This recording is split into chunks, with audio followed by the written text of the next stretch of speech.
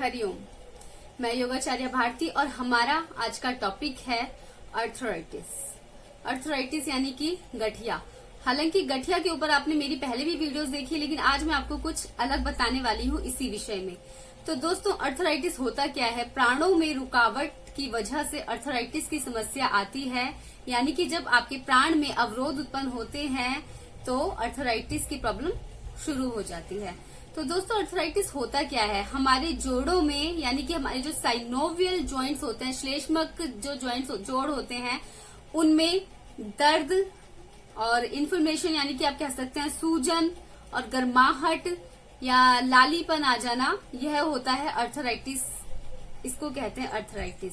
लेकिन क्या आप जानते हैं कि अमेरिका में 1,30,00,000 लोग अर्थराइटिस से पीड़ित हैं और वह एक अपंग का जीवन बिता रहे हैं। तो अर्थराइटिस कोई छोटी मोटी बीमारी नहीं है, ये एक बहुत ही सीरियस प्रॉब्लम है, तो आपको इससे बचना चाहिए।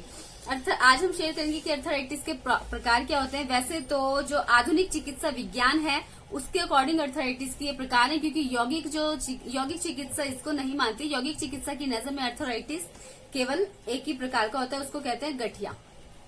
यानी कि जोड़ों के दर्द को हम अलग अलग प्रकार में ना बांटकर योगा में एक ही प्रकार का होता है, एक ही होता है, वो होता है गठिया यानी कि अर्थराइटिस।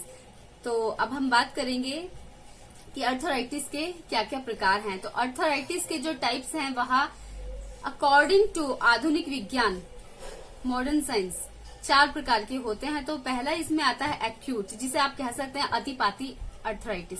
तो एक्यूट अर्थराइटिस होता क्या है? एक्यूट अर्थराइटिस वह होता है जब आपको फ्लू, बुखार, खांसी, जुकाम, पेचिश, डेंगू, जब इस प्रकार की बीमारियां आपको होती है तो इस दौरान आपके जोड़ों में जो दर्द होता है तो उसको कहा जाता है एक्यूट। और वह होता क्यों है? जो आपके रोग के जो विषाणु होते हैं वह अपने जो विषाक्त पदार्थ होते हैं वह आपके ज्वाइंट्स में छोड़ जाते हैं, जिनसे कि आपको बहुत ज्यादा दर्द होता है। तो इसको कह देते हैं एक्यूट अर्थराइटिस। तो जो आप, और इसके लिए आपको जो कोई दवाई लेने की आवश्यकता नहीं होती है, धीरे धीरे यह बिल्कुल अपने आप ही ठीक हो जाता है टाइम के साथ।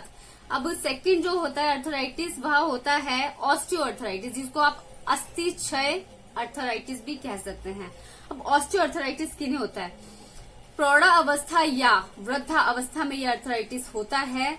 और जो लोग बहुत ज्यादा अधिक खाना खाते हैं उनको भी यह अर्थराइटिस होता है। जिनका वजन अधिक बढ़ा हुआ होता है उनको भी यह अर्थराइटिस होता है। और जो बहुत ज्यादा कैल्शियम की मात्रा लेते हैं उन्हें भी अर्थराइटिस होता है। और जो बहुत ज्यादा गरिष्ठ या फिर भारी भोजन करते हैं उनको भी ऑस्टियोआर्थराइटिस की संभावना होती है। जो कम परिश्रम करते हैं उनको भी ऑस्टियोआर्थराइटिस होता है। और कई बार क्या होता है, ऑस्टियोआर्थराइटिस का एक और रीजन होता है, वो मैं आपको बता देती हूँ।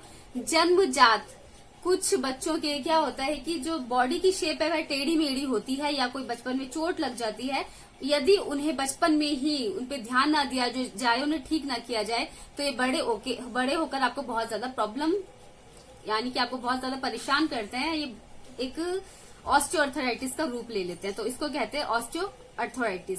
अब थर्ड अर्थराइटिस आता है हमारा रूमेटॉइड। तो रूमेटॉइड अर्थराइटिस जो होता है यह मेनली होता है मध्यम आयु के लोगों को, युवक युवतियां जो होती हैं। तो इसमें जो आपका रक्त होता है, रक्त के अंदर जो कुछ विषाक्त पदार्थ चले जाते हैं, यह उनसे होता है। मान लिया जाए, उदाहरण के तौर पर मैं आपको बताना चाहूंगी, जैसे कि आपने कोई दवाई ली किसी रोग को खत्म करने के लिए, लेकिन वो इतनी ज्यादा हाई डोज की थी कि आपके रक्त में उसके जो जहरीले तत्व हैं, विषाक्त तत्व हैं, वह घुल जाते हैं। तो ये अर्थराइटिस का रीजन होता है।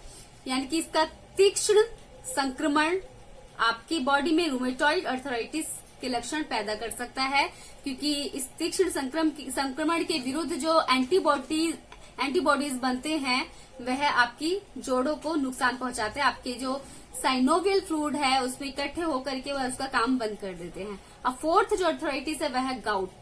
गाउट किसे कहते हैं? गाउट भोजन की गड़बड़ी से होने वाली बीमारी है। खास तौर से भोजन में यदि आप अधिक प्रोटीन लेते हैं तो होता क्या है, और स्पेशली मैं बात कर रही हूँ जो लोग ज्यादा मांस खाते हैं उनको यह प्रॉब्लम जरूर होती है। जो नॉनवेज खाते हैं उन्हें गाउट अर्थराइटिस की प्रॉब्लम होती है, क्योंकि प्रोटीन लेने के बाद प्रोटीन जो पचता है तो उससे यूरिक एसिड बनता है, और यूरिक एसिड एक स्वस्थ शरीर से यूरिन के थ्रू पास आउट हो जाता है। लेकिन गाउट के मरीज में यूरिन के थ्रू पास आउट ना हो करके वह एकत्र हो जाता है। जैसे किसी पात्र में आपने चीनी को बहुत ज्यादा घोला तो चीनी नीचे की ओर बैठ के कण के रूप में जमा हो जाती है। उसी प्रकार से जो गाउट के मरीज होते हैं उनमें यह यूरिन के थ्रू पास आउट नहीं होता यूरिक एसिड, यह जम जाता है आपके जोड़ों में, तो इससे आपको गाउट की प्रॉब्लम शुरू हो जाती है।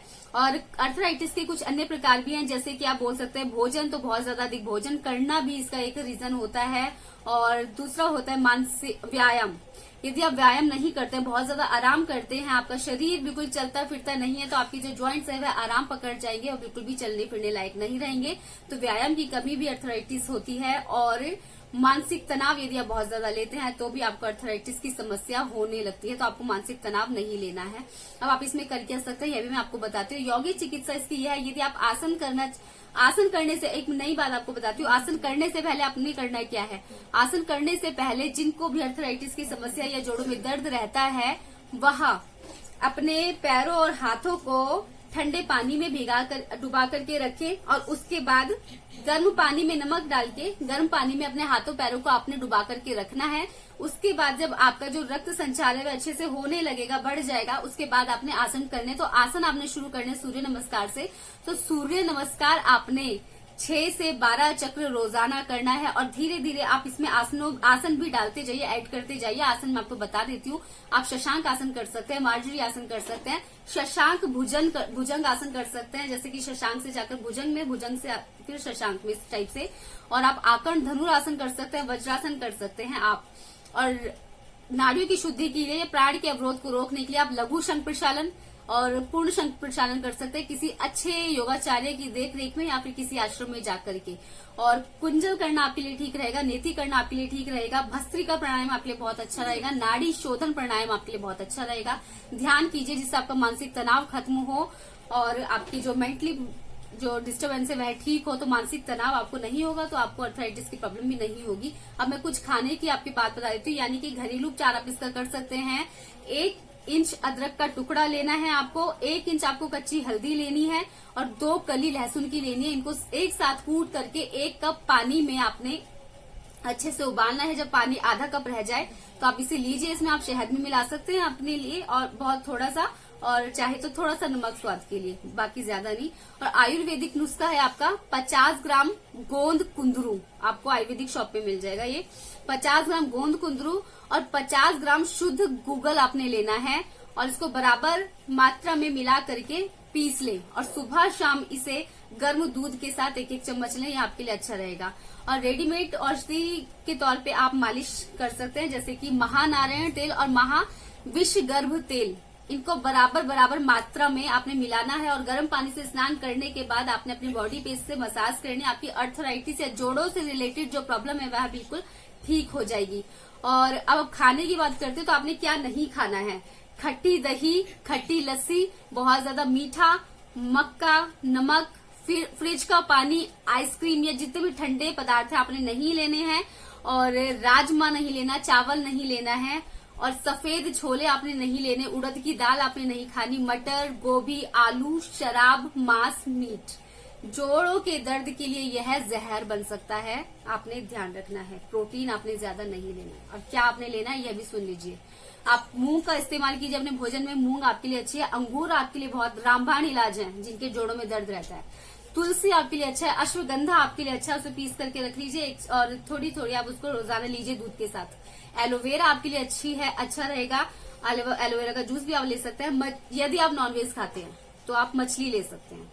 आंवले का जूस आपके लिए अच्छा रहेगा। किशमिश भिगो करके आप रात में रखिए, मॉर्निंग में इसको चबा करके खा जाइए। शहद आप ले सकते हैं, हल्दी वाला दूध आपके लिए अच्छा रहेगा। अजवाइन आपके लिए अच्छी है। अदरक और लहसुन आपके लिए अच्छे। मेथी का सूप या मेथी भिगोकर खाना आपके लिए अच्छा रहेगा। अखरोट भिगोकर खाना भी अच्छा रहेगा। तो यह थे अर्थराइटिस के प्रकार, अर्थराइटिस का यौगिक इलाज और अर्थराइटिस का घरेलू इलाज, यानी कि आप क्या क्या कर सकते हैं। तो आज मैंने आपको सभी कुछ बता दिया है। अब आशा करती हूँ आप इसे फॉलो करेंगे और औरों को भी शेयर करके इसका लाभ देंगे और स्वस्थ रहेंगे। आप सभी का मंगल हो, आप सभी खुश रहें। हरिओम।